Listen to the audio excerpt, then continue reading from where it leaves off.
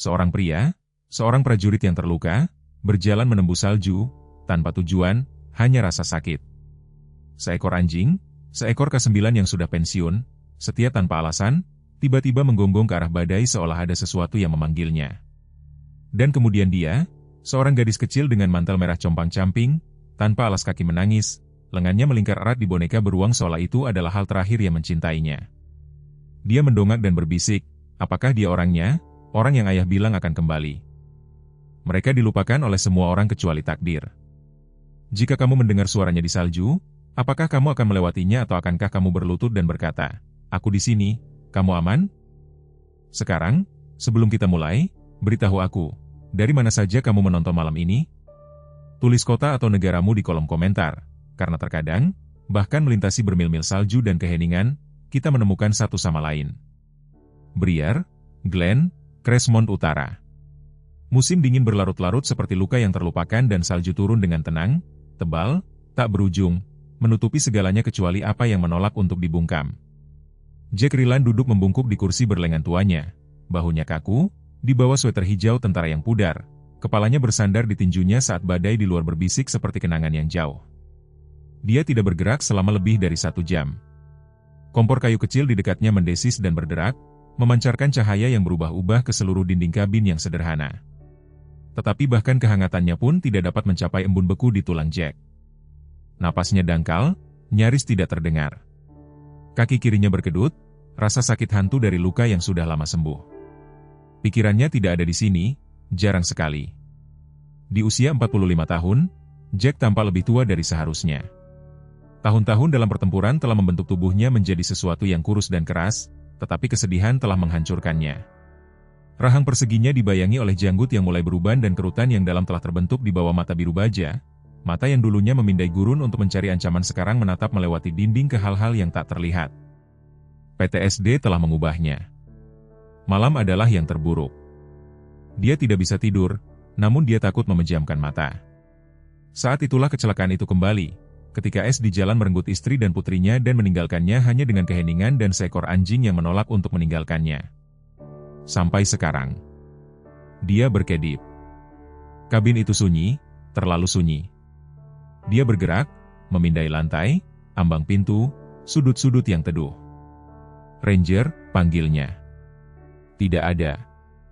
Dia berdiri perlahan, lututnya berderak karena diam, dan melangkah menuju pintu. Itu sedikit terbuka. Hembusan udara dingin menyapu masuk saat dia membukanya sepenuhnya. Salju segar telah melapisi beranda, tetapi yang menarik perhatiannya adalah jejak kaki yang mengarah ke malam.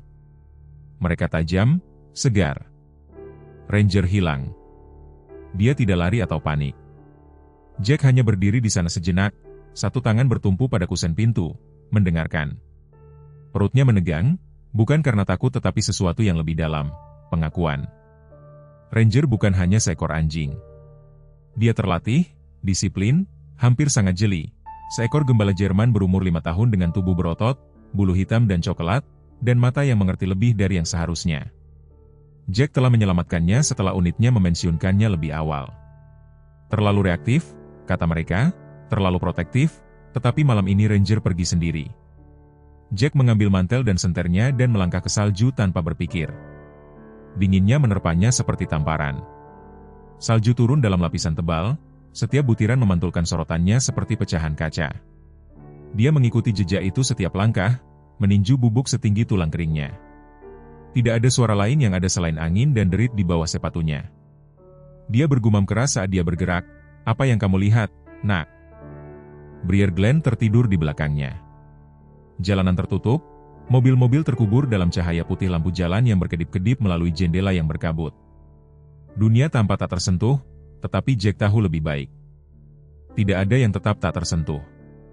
10 menit berlalu, kemudian 15.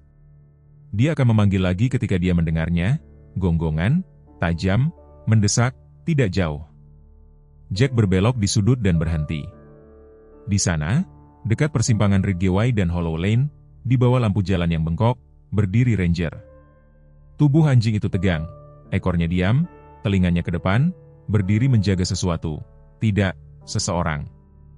Jack bergerak mendekat, sorot senternya mengungkapkan pemandangan yang mencengkeram dadanya. seorang gadis kecil.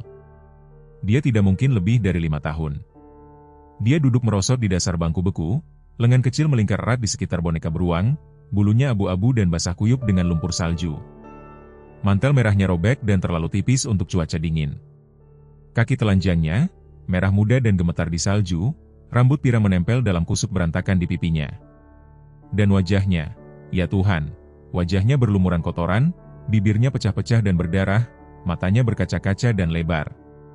Dia tidak menangis, dia sudah melewati menangis. Ranger bergeser saat Jack mendekat, tetapi tidak menjauh. Dia mengawasi pawangnya dengan urgensi diam yang sama seperti yang dia lakukan di zona pertempuran, seolah berkata, yang ini penting. Jack berlutut perlahan, membiarkan senternya jatuh ke sisinya. Wajahnya melunak meskipun sengatan angin dingin. Dia tidak meraih gadis itu, dia hanya berbicara, "Hai, di sana, aku Jack. Kamu aman sekarang. Itu anjingku. Namanya Ranger. Dia anak baik." Gadis itu berkedip. Kemudian, dengan suara yang sangat lirih sehingga dia mengira dia membayangkannya, dia berbisik, "Jangan ambil dia. Ayah bilang dia akan kembali." Jack merasakan kata-kata itu menetap di dadanya seperti salju di atas batu. Dia tidak mengajukan pertanyaan, "Belum."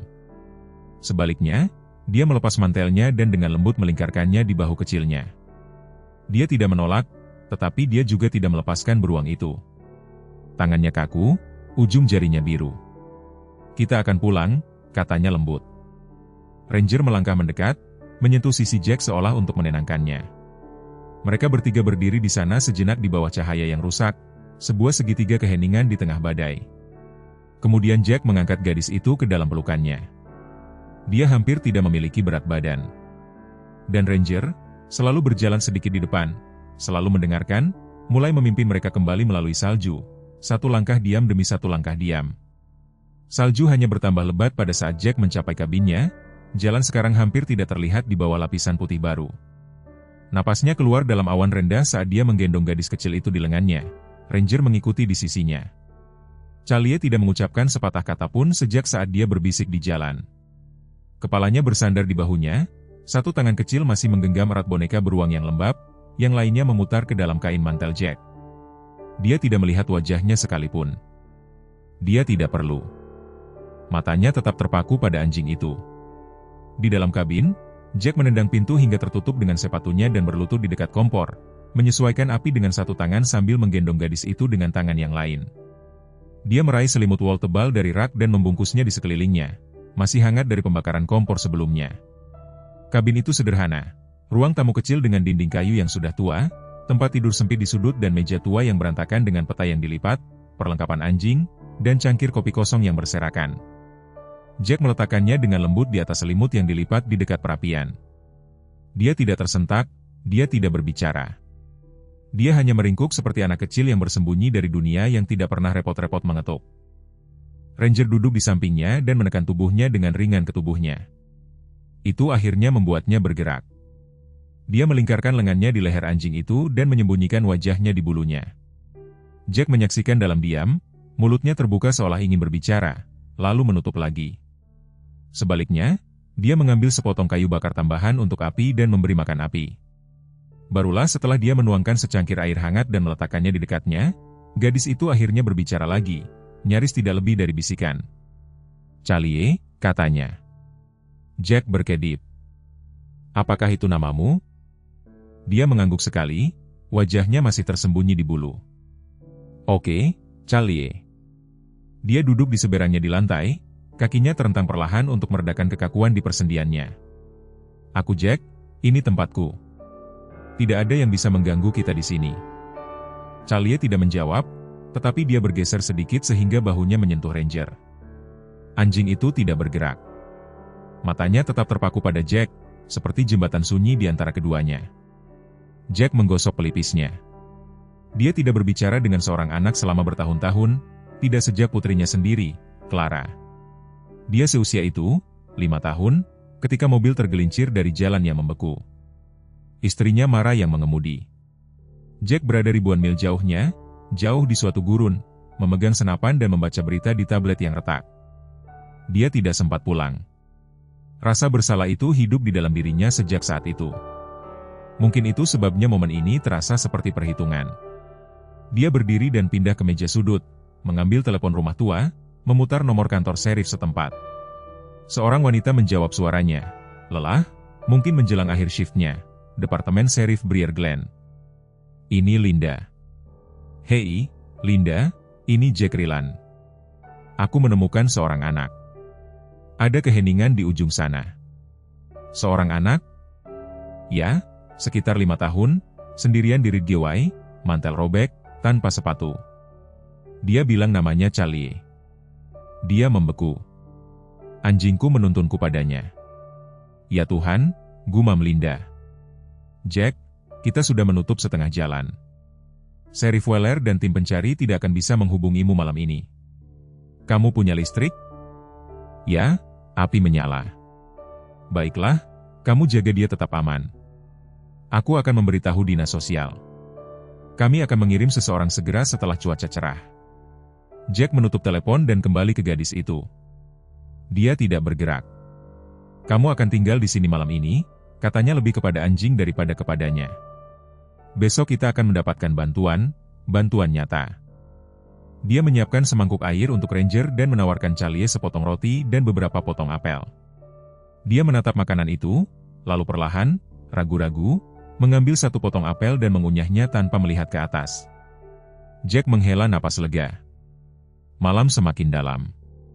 Jack meredupkan lampu minyak tanah dan membungkus dirinya dengan selimut di dekat api. Dia tidak tidur. Dia mengawasi. Charlie akhirnya menyandarkan kepalanya pada Ranger dan tertidur dalam tidurnya. Dia menggumamkan kata-kata yang tidak bisa dia dengar dengan jelas, tetapi jari-jarinya berkedut dan dahinya berkerut. Ketika pagi tiba, cahaya pucat menyaring melalui jendela yang membeku. Jack bangun dengan kaku dan bergerak untuk merebus air. Dia berbalik ke arah gadis itu dan berhenti. Charlie sudah bangun. Dia duduk bersila di lantai, pensil tumpul di satu tangan menggambar di bagian belakang amplop tua. Boneka beruang itu ada di sampingnya, lembab tetapi masih digenggam. Ranger berbaring di kakinya, satu telinganya bergerak-gerak. Jack mendekat perlahan, berjongkok di dekatnya. Kamu suka menggambar? Charlie mengangguk tetapi tidak berbicara. Jack memiringkan kepalanya. Bolehkah aku melihat? Dia ragu-ragu, lalu menyerahkan halaman itu kepadanya. Gambar itu kasar, kekanak-kanakan, tetapi sangat meresahkan. Itu menunjukkan sebuah rumah kecil yang dikelilingi oleh pepohonan. Di depan rumah berdiri seorang pria, tetapi wajahnya hanya lingkaran kosong. Di atasnya ada huruf-huruf bergerigi, jangan bicara kecuali Scott mengizinkanmu. Jack merasakan hawa dingin merayapi tulang punggungnya. Scott, tanyanya. Dia menunjuk Ranger. Itu dia. Jack mengerutkan kening. Itu Ranger. Dia menggelengkan kepalanya. Dia Scott. Ayah bilang dia akan melindungiku. Hanya bicara jika Scott mengizinkanmu. Jack menelan ludah. Dia belum tahu apa artinya ini, tetapi dia tahu bahwa, siapapun ayahnya, dia telah mengajarinya untuk hanya mempercayai satu hal, dan itu memiliki 4 kaki dan jantung yang berdetak. Sore itu salju mereda, tetapi jalan tetap ditutup. Jack memberi Charlie satu set pakaian lama putrinya, dilipat dan disimpan di peti yang tidak pernah dia buka sampai sekarang. Dia berganti pakaian di balik tirai, muncul dengan legging dan sweater kebesaran. Wajahnya lebih bersih, meskipun matanya masih membawa bayangan, terlalu tua untuk usia 5 tahun. Dia tidak berbicara lagi selama berjam-jam, tetapi ketika Jack meletakkan secangkir coklat panas di depannya dan duduk di seberang meja dengan miliknya, dia menatapnya untuk pertama kalinya, sepenuhnya, dan bertanya, apakah dia benar-benar anjingmu? Jack tersenyum tipis. Dia dulu milik mereka, katanya, menunjuk tag tentara yang masih tergantung di kerah Ranger. Sekarang dia milikku, tapi kupikir mungkin dia selalu milikmu. Charlie tidak tersenyum, tetapi dia juga tidak mengalihkan pandangannya. Salju di luar telah tenang, meninggalkan dunia dengan tepi putih tajam dan sunyi yang menakutkan. Sinar matahari memantul dari setiap permukaan dengan intensitas yang membutakan, membuat hutan di sekitar kabin Jack tampak hampir murni, tak tersentuh. Tetapi Jack Ryland tahu lebih baik. Keheningan bukanlah kedamaian. Itu adalah jeda sebelum sesuatu yang lain. Di dalam kabin, Charlie duduk di meja dengan pensil dan bagian belakang amplop lainnya. Dia lebih waspada hari ini, rambut pirangnya sekarang sedikit disisir berkat sikat yang Jack temukan di laci tua. Dia masih belum banyak berbicara, tetapi dia tidak lagi menyusut ketika dia berjalan melewatinya. Ranger berbaring di bawah kursinya meletakkan kepalanya di cakarnya, selalu mengawasi pintu. Jack mengaduk panci oatmeal instan di kompor, punggungnya terasa lebih sakit dari biasanya, meskipun dia tidak menunjukkannya. Dia mulai merasakan sesuatu yang tidak asing lagi. Tujuan. Itu membuatnya takut. Kemudian datang ketukan. 3 ketukan, tegas, tanpa ragu-ragu. Jack membeku, di tengah gerakan. Ranger sudah berdiri, telinganya tegak, tubuhnya tegang. Genggaman Charlie pada pensilnya mengencang dan warna menghilang dari wajahnya. Jack bergerak ke pintu dengan tenang dan melihat melalui jendela sempit. Seorang pria berdiri di beranda, tinggi dan tenang. Dia mengenakan mantel wol abu-abu arang panjang, diresleting sampai tenggorokan, celana panjang yang dibuat khusus dan sepatu bot hitam mengkilap. Tangannya dimasukkan ke dalam sarung tangan kulit dan syal hitam menutupi setengah wajahnya. Dia memegang tas kerja di satu tangan, yang lainnya sekarang diangkat untuk mengetuk lagi. Dia tampak seperti milik ruang konferensi, bukan hutan yang tertutup salju. Jack membuka kunci pintu tetapi tidak membukanya sepenuhnya. Dia berdiri di celah tubuh yang menghalangi pintu masuk. "Bisakah aku membantumu?" Pria itu melepas syalnya dan menawarkan senyum yang ketat. Dia memiliki kulit pucat, tulang pipi tajam dan mata abu-abu yang terlalu sedikit berkedip. Rambutnya yang gelap disisir ke belakang dan tidak ada satupun kerutan di mantelnya. Dia tampak berusia awal 40-an, tetapi ada sesuatu yang abadi dalam tatapannya, seperti seseorang yang telah berlatih berpura-pura untuk waktu yang sangat lama. "Selamat pagi," katanya dengan halus. "Aku mencari seorang anak, Charlie Norwood. Aku diberitahu dia mungkin telah ditemukan di dekat sini. Aku pamannya, James Holloway." Jack tidak berkata apa-apa. Holloway melanjutkan dengan meraih ke dalam mantelnya dan mengeluarkan sebuah kartu. "Aku bekerja dengan layanan penjangkauan anak Montana. Kasusnya sensitif, aku yakin kamu mengerti."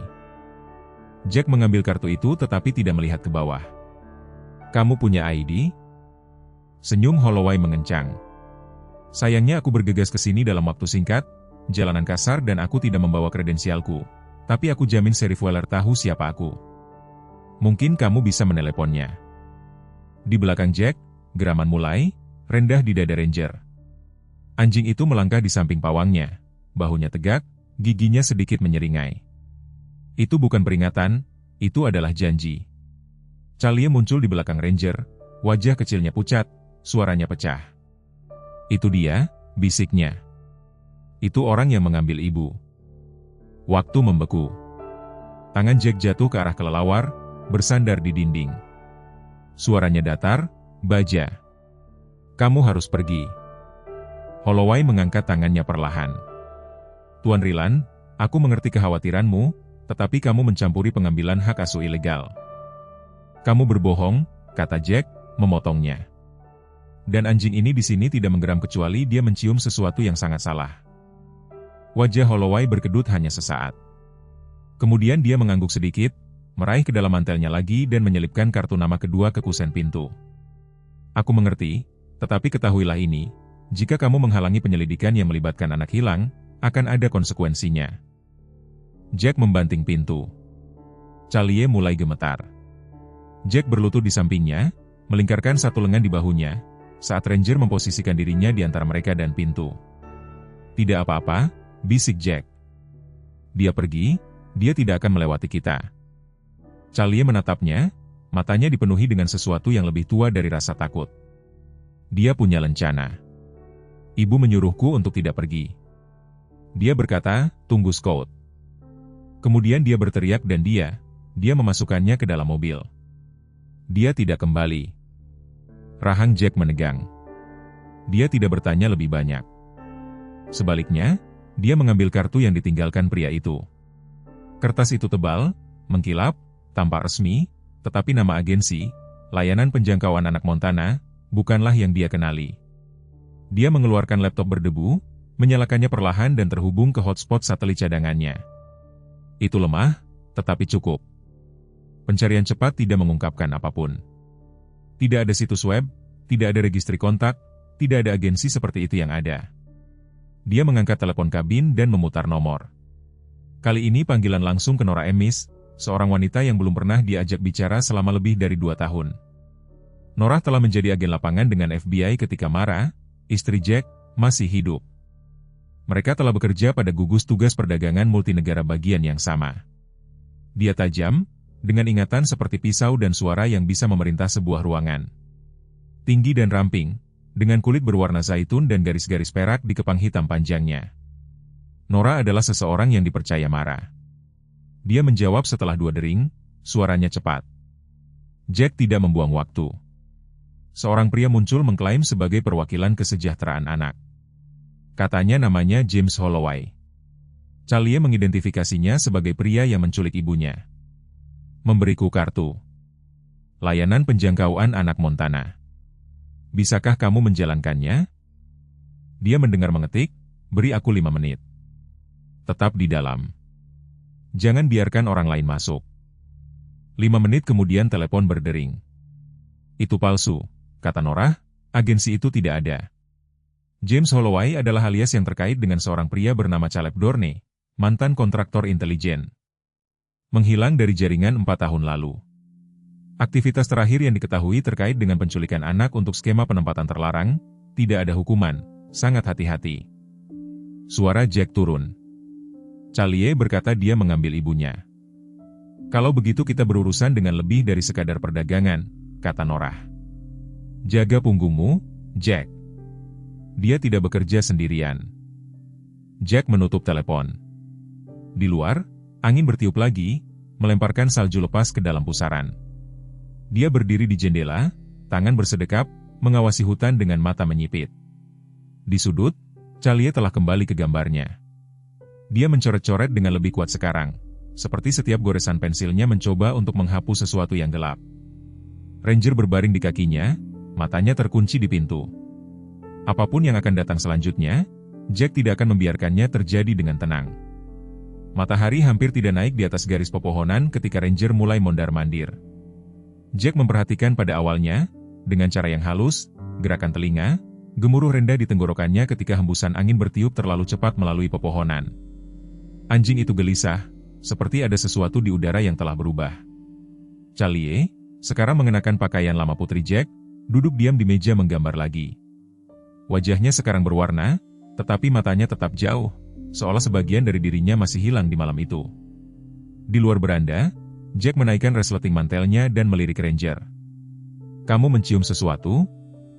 Ranger mendengus tajam, ekornya kaku dan bergerak ke pintu. Jack mengambil senapannya, bukan karena paranoia tetapi kebiasaan, dan berbalik ke arah Charlie. Kita akan keluar sebentar, hanya aku dan Ranger. Kamu akan baik-baik saja di sini. Dia mendongak, bukan dengan rasa takut tetapi dengan ketenangan yang bukan milik seorang anak. Dia mengangguk dan berbisik, dia akan menemukan mereka. Itu semua konfirmasi yang dibutuhkan Jack. Salju telah mengeras di bawah kaki, berderit dengan setiap langkah saat Ranger memimpin jalan melalui hutan di belakang kabin. Mereka bergerak diam-diam, udaranya rapuh dan tipis. Napas Jack keluar dalam semburan, mengerumuni wajahnya yang penuh bekas luka. Matanya memindai garis pepohonan, tetapi dia lebih mempercayai Ranger daripada indranya sendiri. Anjing itu bergerak dengan tujuan, berhenti hanya untuk mengendus, berputar, lalu melesat ke depan. Hampir 1 jam berlalu sebelum mereka melihatnya. Terletak di antara sekelompok pohon birch beku, sebuah kabin kecil, lapuk dan hampir ditelan oleh waktu, berdiri miring ke satu sisi. Atapnya melorot di bawah beban salju yang berat dan dindingnya berwarna abu-abu dari musim badai.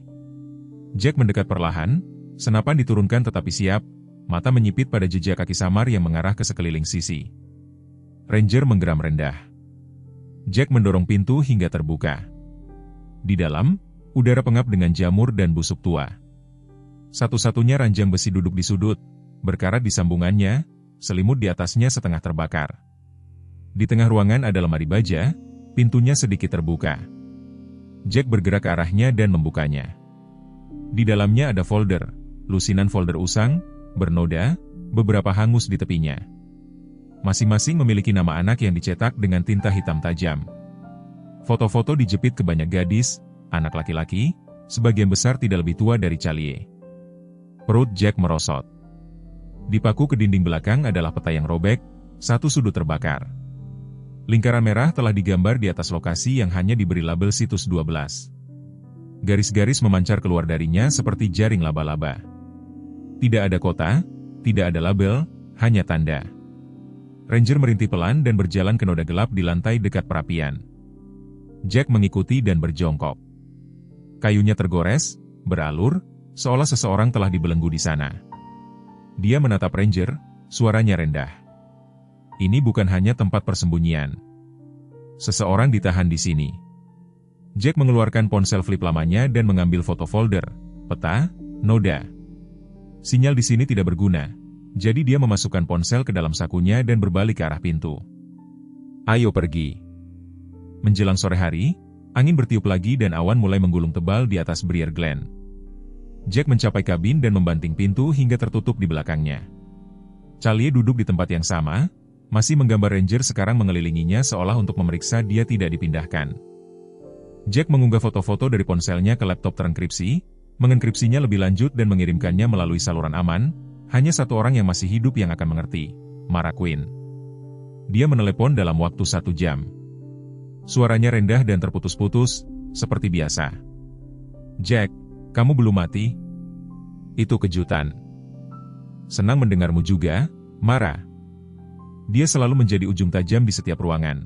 Tinggi, dengan tubuh ramping dan kawat, fitur tajam, rambut pendek, gelap, merah kecoklatan dan mata seperti baja dingin. Kulitnya pucat karena bertahun-tahun bekerja di dalam ruangan. Suaranya campuran aneh antara sarkasme kering dan otoritas murni. Dia dulu bekerja dengan istri Jack, Mara, selama tahun-tahun mereka di kantor lapangan federal. Setelah kematian Mara mereka tidak pernah berbicara, tidak sekalipun, sampai sekarang. Kamu menemukan situs 12, katanya. Aku menemukan peta, jawab Jack, tidak tahu apa yang ditunjuknya, tetapi ada file, foto, nama, anak-anak. Mara menghela napas. Kami menduga Dorne memiliki lebih dari satu lokasi. Jika peta itu akurat, kami mungkin akhirnya memiliki sesuatu. Aku akan membawa tim lapangan. Tetap di tempat, aku punya Charlie. Jack berkata, dia mengenali Dorne di situs. Ada keheningan panjang. Dia kuncinya, bukan? Mara bergumam, dia memanggil Ranger, Scout. Katanya ayahnya menyuruhnya untuk tidak berbicara kecuali Scout mengizinkannya. Aku pikir anjing itu dilatih oleh keluarganya, mungkin militer. Ayahnya hilang. Ibunya, kita tidak tahu. Kamu pikir dia ditanam dengan orang lain? Tidak, kata Jack. Aku pikir dia melarikan diri. Aku akan berada di sana pada pagi hari. Jack menutup telepon dan bersandar membiarkan beban hari itu menetap. Api berderak pelan di sampingnya. Charlie berjalan mendekat dengan tenang dan mengulurkan gambar terbarunya. Itu adalah bangunan persegi, dinding beton, tidak ada jendela. Asap mengepul dari atas. Di depan berdiri sosok tongkat tanpa wajah dan seekor anjing yang digambar dengan garis-garis tajam, Ranger. Jack mengambil gambar itu, mempelajarinya lalu menatapnya. Apakah ini tempatmu berada? Dia mengangguk. Dia melihat kembali ke gambar itu. Suaranya turun, kita akan menemukan mereka. Charlie tidak tersenyum, tetapi untuk pertama kalinya tangannya terulur dan bertumpu ringan di lengan bajunya. Angin bertiup lagi. Itu menjerit rendah melalui pepohonan seperti sesuatu yang hidup, melengkung di sekitar atap kabin dan mengguncang es yang lepas dari talang. Di dalam, api berderak pelan, nyaris tidak cukup untuk menghangatkan sudut-sudutnya. Jack tidak tidur sepanjang malam. Dia duduk di dekat jendela dengan senapannya di pangkuannya, matanya beralih di antara bayangan di luar. Ranger meringkuk di kaki Charlie, ekornya berkedut dalam tidurnya. Naluri Jack, terbakar di tulangnya dari tahun-tahun perang, berdenyut. Ada sesuatu yang salah. Kemudian datang ketukan yang lambat dan disengaja. Bukan ketukan ragu-ragu dari seorang tetangga, juga bukan dentuman keras dari penegak hukum, hanya santai, percaya diri. Jack berdiri tanpa mengucapkan sepatah kata pun, memberi isyarat kepada Charlie untuk tetap di tempat dan bergerak ke pintu. Sepatunya diam di lantai kayu. Dia tidak membukanya. Sebaliknya, dia berbisik, Ranger. Anjing itu berdiri dalam sekejap, gigi menyeringai, bulu berdiri. Sebuah suara memanggil melalui pintu, halus, hampir geli. "Jack, kita bertemu lagi." Dia tahu suara itu, pria dari 2 hari yang lalu, yang mengenakan mantel bersih. Kecuali kali ini dia tidak datang sendiri. Jack menunduk dari pintu dan bergerak ke arah Charlie. "Bangun, kita pergi." Dia tidak bertanya mengapa, dia tahu. Melalui jendela depan Jack melihat sekilas 2 sosok yang mengapit pria itu.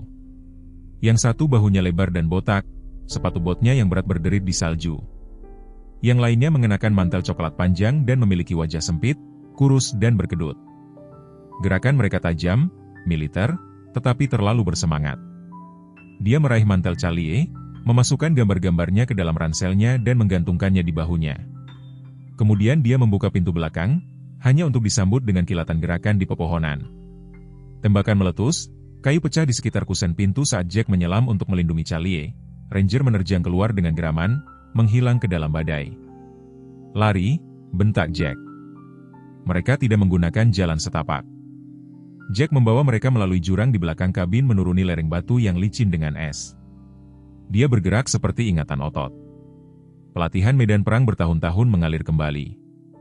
Tubuhnya berteriak kepadanya. Dia bukan lagi berumur 20 tahun, tetapi semangat untuk bertahan hidup membara di dalam dirinya seperti api yang sudah lama menyala. Di belakang mereka, Ranger melolong.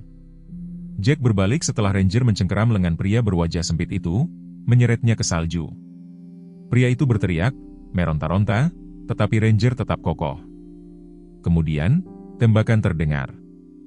Ranger mengaduh dan menghilang ke dalam pepohonan. "Ranger," teriak Charlie. Jack meraih tangannya dan menariknya maju. "Dia akan menemukan kita, teruslah bergerak." Mereka berlari lebih dari 1 mil lebih dalam ke hutan sampai pepohonan terbelah dan Jack melihatnya. Sebuah bangunan logam pendek setengah terkubur di salju, karat mengalir di sisinya seperti air mata. Sebuah menara radio mencuat di atasnya, sudah lama mati. Sebuah pos relay tua. Dulu, ketika Jack masih menjadi spesialis komunikasi di unit pengintai, tempat ini adalah stasiun cadangan mereka, zona mati di mana bahkan satelit pun kesulitan terhubung. Tidak ada seorang pun yang pernah berada di sini selama bertahun-tahun. Dia mendobrak pintu yang bengkok itu, mendorong Charlie ke dalam dan membarikadenya dengan batang baja. Listrik sudah lama padam, tetapi lentera cadangan masih tergantung di tempat yang diingatnya. Dia menyalakannya dengan batu api dan menyala dengan desisan. Tempat itu berbau seperti debu, minyak, dan hantu. Charlie duduk di bangku tua, napasnya dangkal. Apakah Ranger hilang? Jack berjongkok di depannya. Dia pintar, dia terlatih, dia akan kembali. Dia menatap cahaya lentera yang berkedip-kedip lalu berbisik, "Mereka punya lencana." Jack mengerutkan kening, "Lencana seperti apa?" "Seperti polisi?" Tapi ibu bilang mereka bukan. Dia mencoba meminta bantuan, tetapi saluran telepon mati. Lalu mereka bilang dia pergi jalan-jalan. Dia tidak pernah kembali. Suaranya pecah di akhir kalimat, rahang Jack mengencang. Apa yang mereka inginkan? Dia memberitahu mereka. "Tidak, mereka ingin membawaku," katanya, "melewati mayatku." Dan mereka mewujudkannya. Jack duduk perlahan. Pikirannya bergejolak seperti badai salju di luar, penegak hukum palsu, anak-anak menghilang, dan seorang gadis ditinggalkan di tempat yang dingin hanya dengan seekor anjing untuk melindunginya. Dia menatap Charlie, pada keteguhan di balik mata yang lelah itu. Dia tidak pernah berteriak, kata Charlie tiba-tiba, bahkan ketika mereka membawanya. Jack mengangguk perlahan. Dia berani, dia segalanya, bisik Charlie. Jack bangkit dan memindai ruangan. Di satu sudut, di bawah terpal, ada konsol tua, sekarang mati. Tetapi jika generator dapat dihidupkan kembali, mungkin akan mengirim sinyal ke seseorang yang masih mendengarkan. Dia mulai bekerja, menelanjangi kabel, menghubungkan klem, menyalakan panel cadangan. Listrik tersendat sekali, lalu menyala. Lampu hijau lembut berkedip-kedip. Jack memasukkan kode darurat yang telah dihafalnya bertahun-tahun yang lalu, kode lama, yang dimaksudkan untuk cadangan penglihatan hitam. Kemudian dia menunggu. Angin berteriak di luar, tetapi di suatu tempat di dalamnya Ranger melolong kembali. Salju turun dalam lembaran bisikan tebal, menyelubungi dunia dalam keheningan putih saat iring-iringan SUV hitam tanpa tanda melaju di jalan hutan menuju lokasi 12. McQueen duduk di kursi penumpang kendaraan utama, matanya terpaku pada sinyal hijau berkedip-kedip dari kode lama Jack yang masih berkedip di laptop di depannya. Seorang mantan agen lapangan yang beralih menjadi spesialis dalam investigasi perdagangan manusia, Mara berusia awal 40-an, tinggi dan ramping, dengan tulang pipi yang tajam dan mata hazel yang dalam, yang tidak melewatkan apapun. Rambutnya yang berwarna coklat abu-abu diikat ke belakang menjadi sanggul praktis dan dia mengenakan parka hitam tebal di atas perlengkapan taktisnya. Tidak ada jejak kelembutan dalam suara atau posturnya. Bertahun-tahun mengejar hantu telah mengukir itu. Di sampingnya, agen khusus Troy Beckman mengendalikan komunikasi. Beckman lebih muda, berusia awal 30-an, dengan janggut yang dipangkas rapi dan tubuh yang tegap. Dia memiliki saraf yang stabil dari seseorang yang telah mendobrak terlalu banyak pintu untuk dengan mudah digoyahkan. Jari-jari bersarung tangannya bergerak cepat di atas laptop saat mereka mendekati lokasi. Term tidak menunjukkan banyak, gumam Beckman. Dingin, beton, kabel listrik mati. Seperti mereka ingin kita berpikir itu ditinggalkan. Mara tidak menjawab. Pandangannya terangkat ke pepohonan, memindai. Mereka tidak pernah berpikir ada yang akan kembali. Di pos relay, Jack mengawasi dari bayang-bayang saat SUV melaju, ban menggerogoti salju. Dia tidak melambai, tidak memanggil. Dia menunggu sampai dia melihatnya. Mara keluar, salju menempel di sepatunya dan menatap menara itu. Jack muncul perlahan, Charlie dipegang erat di satu lengan. Ketika Mara melihatnya, sesuatu melembut di bawah matanya. "Kau masih ingat bagaimana membuat neraka?" katanya dengan nada kering. Jack mengangguk kecil. Dia hidup. Namanya Charlie. Mata Mara tertuju pada gadis itu yang berkedip menatapnya dengan hati-hati dari seseorang yang telah belajar untuk tidak mempercayai seragam. Kemudian, seolah mengenali sesuatu di wajah wanita itu, Charlie berbisik, "Dia berbau seperti ibu." Mara berkedip, "Lydia." Jack mengangguk muram. "Kami pikir dia ada di dalam lokasi 12 atau dia pernah berada di sana." Ranger, pincang tetapi bertekad, muncul dari hutan. Kemudian moncong terentang, dengan ekor es bergoyang rendah. Dia mendorong kepalanya ke tangan Charlie dan dia ambruk ke arahnya dengan lega. Mereka tidak menunggu lama. Lokasi 12 tampak seperti pusat konseling kesejahteraan yang sudah ketinggalan zaman. Tandanya setengah terkubur di salju, cat biru pudar mengelupas dari pintu depan. Bangunan itu sendiri berbentuk persegi dan tanpa jendela, dilapisi dengan blok silinder yang licin oleh embun beku. Tetapi bau busuk kimia samar itu memberitahu Jack dan Mara semua yang mereka butuhkan.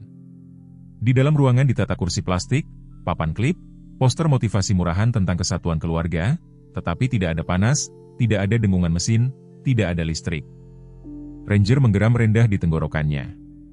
Dia mengendu sekali, dua kali, lalu melesat ke kiri, cakar mencakar ubin. Tim mengikuti. Dia memimpin mereka melewati dinding palsu dan pintu api terkunci yang diledakkan Beckman dengan muatan kecil. Di baliknya, tangga menurun ke kegelapan yang dingin. Jack pergi lebih dulu, senapan siap, senter menembus kegelapan. Udara berbeda di sana, lembab, didaur ulang. Dan kemudian mereka mendengarnya, batuk. Mara mengangkat tinjunya. Mereka bergerak sebagai satu di lorong sempit. Mereka menemukannya, sebuah kamar tersembunyi yang dilapisi dengan tempat tidur berkarat dan kursi yang dibaut. 3 orang dewasa berada di dalam, 2 tidak sadarkan diri, 1 meringkuk di sudut bergumam, dan di sudut terjauh, mata kurus, lebar tetapi kosong, adalah seorang wanita dengan rambut pirang kusut dan gelang rumah sakit di pergelangan tangannya. Dia tidak melihat ke atas pada awalnya. Kemudian Ranger merengek dengan suara lembut dan tinggi dan tatapan wanita itu mengarah ke arahnya. "Scout," bisiknya. Jack membeku. Mara melangkah maju, melepas sarung tangannya. "Lydia," katanya lembut. "Ini Mara, kamu aman sekarang." Lydia Rilan, yang dulunya seorang terapis trauma, sekarang duduk terbungkus gaun rumah sakit di bawah lapisan debu. Dia berusia 38 tahun, tinggi rata-rata, tetapi rapuh, kurus sekarang, dengan mata biru yang tumpul oleh trauma dan kebingungan. Rambutnya yang dulu keemasan tergantung dalam untaian kusut dan tangannya gemetar saat dia meraih anjing itu. Ranger bergerak mendekat, menekan kepalanya ke lututnya. Perlahan, Lydia berkedip, seolah baru bangun. "Di mana putriku?" serunya. Dari belakang Jack, sebuah suara kecil menangis, "Ibu." Charlie membebaskan diri dan berlari kepadanya, sepatunya tergelincir di lantai yang dingin. Lydia jatuh ke depan dengan tangan terbuka dan mereka ambruk satu sama lain dengan terengah-engah, ibu dan anak terjalin dalam air mata dan anggota badan yang gemetar. Jack berbalik, menelan ludah dengan susah payah. Beckman bergerak untuk mengamankan area itu sementara petugas medis turun ke tangga. Lydia lemah, dehidrasi, tetapi jika tidak terluka. Dokter berbicara tentang kehilangan ingatan yang disebabkan oleh stres, sementara reversibel. Jack berdiri di lorong saat Mara bergabung dengannya. "Dia adalah pengaruh mereka," kata Mara, "mereka yang menolak untuk menyerahkan anak-anak mereka. Mereka dikurung." Suara Jack adalah geraman. "Berapa banyak? Kami tidak akan tahu sampai kami memetakan seluruh jaringan. Tapi tempat ini hanyalah satu node." Mereka berdua melihat kembali reuni keluarga di ruangan itu. "Dia berjuang untuk putrinya," kata Jack, "bahkan dalam keadaan hancur. Dia kembali untuknya." Mara mengangguk, "Dan begitu juga kau." Gedung pengadilan di Briar Glen tidak seperti istana batu megah di kota-kota besar. Itu sederhana, sebuah bangunan bata 2 lantai dengan tiang bendera di depan dan jam yang tidak berfungsi sejak Jack Ryland kembali dari turnya yang terakhir. Tetapi pagi itu, saat salju berkilauan di tangga gedung pengadilan dan Marshall bersenjata mengapit pintu masuk, bangunan itu mungkin saja menjadi panggung perhitungan bangsa. Di dalam, ruang sidang berdengung dengan gumaman rendah. Wartawan, korban, keluarga, penyelidik federal, dan warga yang peduli semua berdesakan di bangku-bangku gereja. Di bagian depan ruangan berdiri terdakwa, Owen Lockhart, tinggi dan ramping, dalam setelan abu-abu yang dipres, rambut peraknya disisir ke belakang, rahangnya mengencang, dengan ketenangan arogan yang pernah mendapatkan kepercayaan. Dia berusia 63 tahun, wajahnya bersudut dan lapuk dengan usia, tetapi matanya masih berbinar, dingin dan penuh perhitungan. Dia pernah menjadi direktur kantor koordinasi kesejahteraan regional. Namanya membawa kekuatan di kalangan nirlaba. Sekarang, dibelenggu di pergelangan tangannya, dia hanyalah pria lain yang bersembunyi di balik topeng terlalu lama. Jack duduk di tepi baris kedua, posturnya kaku. Wajahnya menanggung bayangan kelelahan, tetapi matanya membara tajam dengan fokus. Di sampingnya, Ranger beristirahat di kakinya, hitam dan coklat, bulunya mengkilap, telinganya berkedut pada setiap suara yang tidak dikenal. Di bangku tepat di depan, Lydia Ryland duduk dengan tangannya dengan lembut melingkari bahu putrinya. Rambut pirangnya disikat dan diikat longgar, meskipun getaran di jari-jarinya mengkhianati kegugupannya. Charlie duduk tegak, pita merah tua di rambutnya, jari-jari kecilnya mencengkeram lingkaran kerah Ranger. Nomor kasus 51283, pengadilan mengumumkan, orang melawan Owen Locke. Hakim, Cassandra Wills, seorang wanita tegas berusia 50-an dengan ikal abu-abu baja pendek dan kacamata persegi bertengger di pangkal hidungnya, mengangguk agar penuntutan dilanjutkan. Suaranya tanpa basa-basi, tetapi matanya melembut sebentar ketika tertuju pada Charlie. Yang pertama bersaksi adalah Jack. Dia bangkit dan berjalan dengan langkah seorang prajurit, lurus ke belakang, meskipun ada rasa sakit di lututnya. Di mimbar, suaranya tegas, tidak keras, tidak gemetar, hanya terukur, setiap kata disengaja. Dia menceritakan bagaimana dia menemukan Charlie di salju, bagaimana Ranger membawanya ke lokasi 12, dan bukti yang mereka temukan di sana. Nada suaranya tetap terkendali sampai dia menggambarkan ruang bawah tanah, pintu yang terkunci, para korban yang diam, baunya. Kemudian, hanya sebentar, suaranya tersangkut. Dia berbalik untuk melihat Owen. Dia bersembunyi di balik segel resmi dan janji yang dicetak, kata Jack, dia mengubah pendanaan negara menjadi belenggu. Dia berbohong dalam tinta tetapi mengeringkan orang dalam diam. Tidak ada bantahan dari pihak pembela, hanya seorang pengacara lelah yang membalik halaman tanpa jawaban. Kemudian datang saat yang telah ditunggu-tunggu semua orang, Charlie. "Charlie Ryland, maukah kau mendekati hakim?" Ruangan itu menahan napas, Lydia memberi putrinya dorongan lembut dan Ranger berdiri bersamanya. Anjing itu berjalan perlahan di samping anak berusia 5 tahun itu, langkah demi langkah, seperti bayangan. Charlie mengenakan gaun biru tua dan celana ketat tebal. Sepatu bot kecilnya berbunyi di lantai saat dia naik ke kursi yang ditinggikan. Dia naik dengan hati-hati dan duduk tegak, mata mengintip di atas tepi kotak saksi. Ranger duduk di kakinya menghadap keluar. "Jaksa penuntut, Seorang wanita yang baik hati bernama Ellen Graves berjongkok di samping kotak itu, merendahkan suaranya. Charlie, apakah kau ingat pria yang membawa ibumu pergi? Charlie mengangguk. Apakah dia ada di ruangan ini? Charlie mengangkat satu jari dan menunjuk ke Owen Locke. Itu dia, katanya. Dia bilang pada ibu bahwa dia tidak pantas, tetapi kemudian dia mendengarnya. Dia membawanya menuruni tangga dan mengunci pintunya. Dan apakah dia pernah mengatakan sesuatu padamu? Charlie ragu-ragu, matanya melirik ke Ranger. Dia berkata jika aku berteriak dia akan membawa Scout juga. Tapi Ranger, dia tidak takut pada monster. Ruangan itu sunyi, kecuali suara kertas yang berdesir dan isakan pelan dari seorang wanita di barisan belakang, salah satu dari banyak yang pernah mempertanyakan diri sendiri karena tidak berbicara. Owen bergeser dengan tidak nyaman. Pengacara pembela mengajukan keberatan dengan setengah hati, tetapi Hakim Wills menolaknya. Dia adalah saksi yang dilindungi. Biarkan dia berbicara. Charlie melanjutkan untuk menggambarkan simbol-simbol yang dia ingat di dinding lokasi 12, pintu yang terkunci, dan suara anak-anak lain menangis di malam hari. Ellen Graves mengeluarkan gambar-gambar yang telah dibuat Charlie di kabin Jack, sketsa krayon kasar dari orang-orang tongkat tanpa wajah, lencana berbentuk bintang bengkok, dan peta yang dicoret-coret yang sangat sesuai dengan denah lantai lokasi 12. Dengan setiap bukti, beban di pundak Owen Locke semakin berat. Dan kemudian Lydia dipanggil. Suaranya bergetar lebih dari suara Jack, tetapi kata-katanya jelas. Dia merinci penangkapannya, sedasi paksa, pelecehan psikologis. Tetapi apa yang membungkam ruangan adalah ketika dia berkata, mereka menyebutnya intervensi, tetapi itu adalah penahanan dan satu-satunya kejahatan saya adalah bertanya mengapa seorang pria tanpa kredensial memiliki akses ke catatan anak saya. Persidangan berlangsung berjam-jam, tetapi putusannya tidak memakan waktu lama. Malam itu, di bawah salju lebat dan cahaya redup, Hakim Wills membacakan hukuman, Owen Locke, untuk konspirasi, membahayakan anak, penahanan yang melanggar hukum, dan penipuan. Anda dengan ini dijatuhi hukuman penjara seumur hidup tanpa kemungkinan pembebasan bersyarat. Gedung pengadilan menghela napas sebagai satu kesatuan.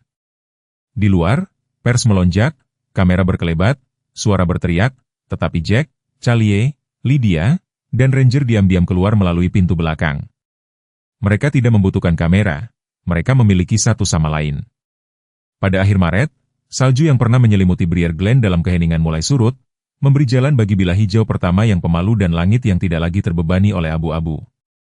Musim semi tidak tiba dengan upacara. Itu merayap di tumit pagi yang mencair dan matahari yang bertahan sedikit lebih lama setiap sore. Burung-burung kembali dalam kawanan ragu-ragu, lagu-lagu mereka menenun melalui kembalinya kota yang lambat ke kehangatan dan gerakan. Di ujung Ashbury Lane, terletak di belakang pagar piket putih dan dua pohon birch yang belum mekar, berdiri sebuah rumah pertanian dua lantai sederhana. Catnya baru, tetapi beranda masih berderit dan tempat tidur taman menunjukkan tanda-tanda kehidupan baru yang belum terbangun. Sebuah plakat kuningan kecil di samping tangga depan bertuliskan, Rumah Ellie. Jack Ryland membutuhkan waktu hampir 45 tahun dan seekor anjing untuk menemukan rumah. Dia berdiri sekarang di dekat pagar dengan mengenakan celana jeans dan flanel pudar, lengan baju digulung untuk memperlihatkan lengan bawah yang ditandai oleh waktu dan perang yang sunyi. Rambutnya yang beruban lebih panjang dari biasanya. Lydia mengatakan itu melembutkannya dan kerutan permanennya pernah digantikan oleh sesuatu yang lebih dekat dengan keheranan, meskipun matanya masih membawa kilatan waspada itu. Matahari menyinari wajahnya saat dia menyaksikan seorang gadis kecil mengejar gelembung di halaman. Charlie, sekarang berusia 5,5 tahun mengenakan jaket denim yang ditutupi dengan tambalan warna-warni. Lydia telah menjahitkan bintang-bintang kecil untuknya, versi jahitan dari kepala Ranger dan hati merah muda di siku. Rambutnya telah tumbuh lebih panjang, menyentuh bahunya dan tawanya bukan lagi suara yang ditakutkan Jack akan menghilang terlalu cepat. Di belakangnya, berbaring dengan satu kaki dengan malas tersampir di atas tangga beranda kayu, adalah Ranger, sekarang hampir 6 tahun.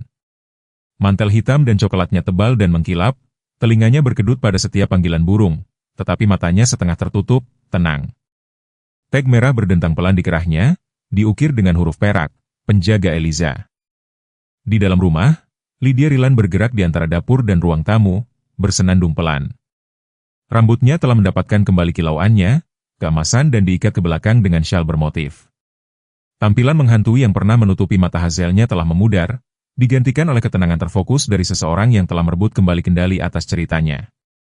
Dia telah kembali ke keperawatan paruh waktu di klinik kota, tetapi jam favoritnya dihabiskan di dekat perapian membuat sketsa ide-ide baru untuk pusat pemulihan trauma yang dia harap dapat membantu membangun di musim panas. Rumah itu sendiri telah dihadiahkan oleh dermawan anonim, jenis pahlawan diam yang tampaknya menarik cerita seperti milik mereka.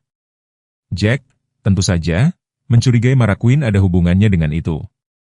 Agen FBI masih melapor dari waktu ke waktu, meskipun perannya di kota telah bergeser dari penegakan hukum menjadi legenda. Fotonya masih duduk di rak di samping gambar Ranger yang digambar tangan oleh Charlie yang menghentikan orang jahat. Ruang tamu adalah perpaduan kehidupan sekarang menyatu menjadi satu. Di rak perapian tergantung satu foto dalam bingkai kayu rustik. Itu menunjukkan Jack, Lydia, dan Charlie berdiri di bawah pohon birch di pertengahan musim dingin. Ranger duduk dengan bangga di depan mereka. Cahaya tertangkap di mata mereka, seolah-olah matahari telah menunggu saat yang tepat untuk kembali. Di bawah foto, tertulis dalam huruf kursif yang hati-hati, kami tidak menemukan satu sama lain, Ranger melakukannya. Jack masih memiliki pertempurannya. Malam-malam lebih sunyi, tetapi tidak selalu. Masih. Kadang-kadang dia akan duduk sendirian di dekat pintu belakang menatap kegelapan dengan secangkir kopi hitam yang mengepul di tangan. Lampu beranda melemparkan bayangan panjang di halaman. Ranger akan berada di sampingnya, sama seperti dia selalu siap untuk menyenggol tangan Jack ketika keheningan membentang terlalu jauh. Tetapi malam-malam itu lebih sedikit sekarang. Suatu malam, saat langit memerah lavender dan angin membawa aroma pinus yang mencair, Charlie naik ke ayunan beranda di samping Jack. Dia membawa boneka beruang baru, yang ini buatan tangan oleh Lydia dan meletakkannya di pangkuannya. Ayah Jack, katanya lembut, menggunakan gelar yang telah dia pilih sendiri. Apakah kamu pikir anak-anak lain masih hilang? Jack menatapnya, garis-garis di sekitar matanya semakin dalam. Mungkin, katanya. Tapi aku pikir mereka akan menemukan seseorang, seperti yang kita lakukan. Karena Ranger. Dia tersenyum, mengangguk. Karena Ranger.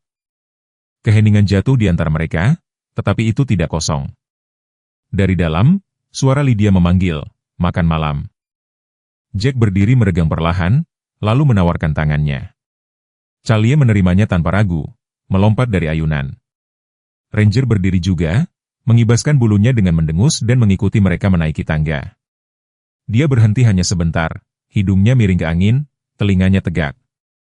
Di suatu tempat di luar sana, dunia masih berputar dengan dingin dan kekejaman. Tetapi untuk saat ini, di sini di petak beranda ini, ada kehangatan, ada kedamaian, ada sebuah keluarga, dan seekor anjing yang tidak pernah gagal untuk mendengarkan ketika takdir berbisik.